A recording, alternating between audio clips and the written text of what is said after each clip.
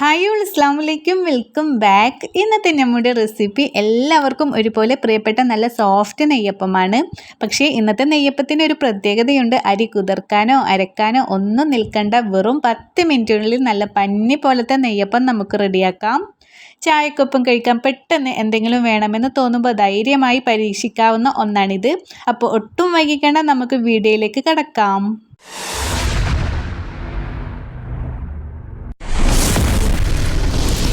ആദ്യം തന്നെ നമുക്ക് ശർക്കരപ്പാനി ഉണ്ടാക്കിയെടുക്കാനുണ്ട്. അതിന് വേണ്ടിയിട്ട് ഒരു പാത്രത്തിലോട്ട് 2 ശർക്കരയുടെ അച്ച് ചേർത്തി കൊടുക്കുന്നുണ്ട്. നിങ്ങൾ പൊടിച്ചിട്ടോ പൊടിക്കാതെയോ ചേർത്തി കൊടുക്കാം കേട്ടോ. പിന്നെ നമുക്ക് അതിലോട്ട് കുറച്ച് ഒരു 1/2 ഗ്ലാസോളം വെള്ളം ചേർത്തി കൊടുക്കാം. ഇനി നമുക്ക് നന്നായിട്ടൊന്ന് തിളപ്പിച്ചെടുക്കാനുണ്ട്.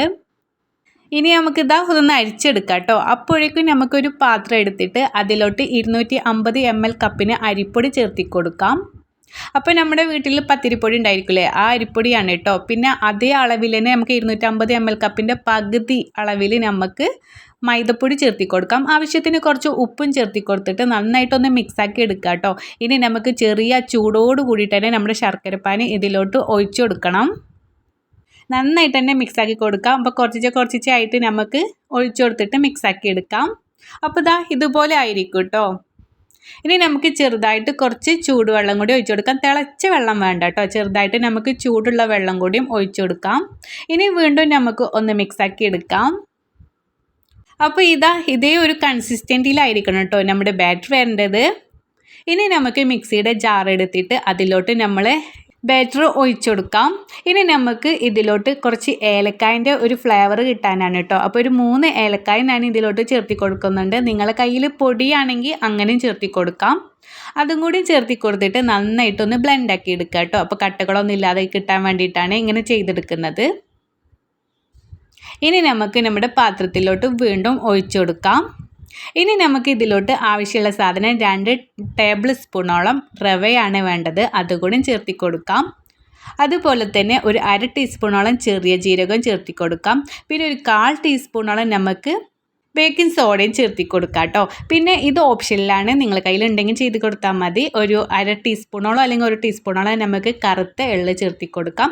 പിന്നെ ഒരു 3/4 ടീസ്പൂണോളം നെയ്യും കൂടി ചേർത്തി കൊടുക്കാം കേട്ടോ. ഇനി വീണ്ടും നമുക്ക് നന്നായിട്ടൊന്ന് മിക്സാക്കി എടുക്കാം. നമുക്ക് ഈ എള്ളും റവയും എല്ലാം കൂടി നന്നായിട്ട് മിക്സായി കിട്ടണം. അപ്പോൾ അതിന് വേണ്ടിയിട്ടൊരു വിസ്ക് ഉപയോഗിച്ചിട്ട് തന്നെ നമുക്ക് നന്നായി മിക്സാക്കി എടുക്കാം.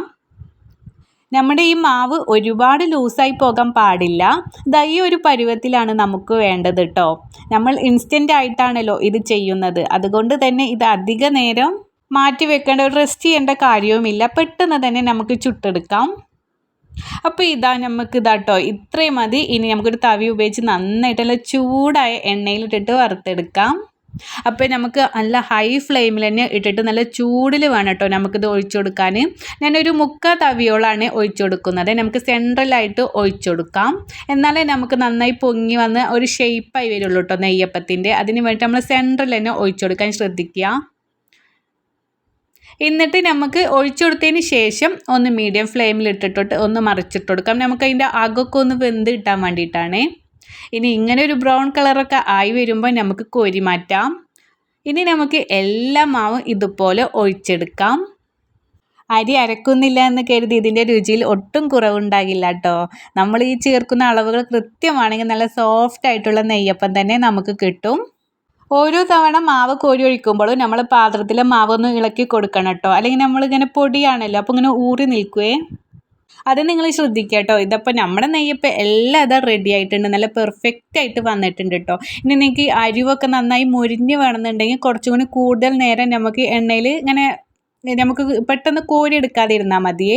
അപ്പോൾ ഇത് കട്ട് ചെയ്തിട്ടതാട്ടോ നല്ല ഉള്ളൊക്കെ നന്നായിട്ട് വെന്ത് വന്നിട്ടുണ്ട്. നല്ല സോഫ്റ്റ് നെയ്യപ്പാണേ. പെട്ടെന്ന് വിരുന്നുകാർ വന്നാലോ അല്ലെങ്കിൽ വൈകുന്നേരം ചായക്കൊപ്പം മധുരമായിട്ട് എന്തെങ്കിലും കഴിക്കണമെന്ന് തോന്നിയാലോ ഇനി ടെൻഷൻ അടിക്കണ്ട. നമ്മുടെ സ്പെഷ്യൽ ഇൻസ്റ്റൻറ്റ് നെയ്യപ്പം നമുക്ക് റെഡിയാക്കി എടുക്കാം. എല്ലാവരും ഇതൊന്ന് വീട്ടിൽ ട്രൈ ചെയ്ത് നോക്കണം. ഉണ്ടാക്കി നോക്കിയതിന് ശേഷം നിങ്ങളുടെ അഭിപ്രായങ്ങളും ഫീഡ്ബാക്കും കമൻറ്റ് ബോക്സിൽ അറിയിക്കാൻ മറക്കരുത് കേട്ടോ. ഈ വീഡിയോ നിങ്ങൾക്ക് ഉപകാരപ്രദമായി തോന്നിയാൽ ദയവായി ഒന്ന് ലൈക്ക് ചെയ്യുക. ഒപ്പം നിങ്ങളുടെ ഫ്രണ്ട്സിനും ഫാമിലിക്കും ഷെയർ ചെയ്യാനും മറക്കരുത്. നമ്മുടെ ഈ കൊച്ചു കുടുംബത്തെ നിങ്ങൾ ഇതുവരെ ജോയിൻ ചെയ്യാത്തവരാണെങ്കിൽ ഇപ്പോൾ തന്നെ സബ്സ്ക്രൈബ് ചെയ്ത് ബെല്ലൈക്കൺ കൂടി എനേബിൾ ചെയ്യുക. എങ്കിൽ മാത്രമേ ഞാൻ ഇടുന്ന പുതിയ റെസിപ്പികൾ നിങ്ങൾക്ക് മുന്നിൽ വരികയുള്ളൂ.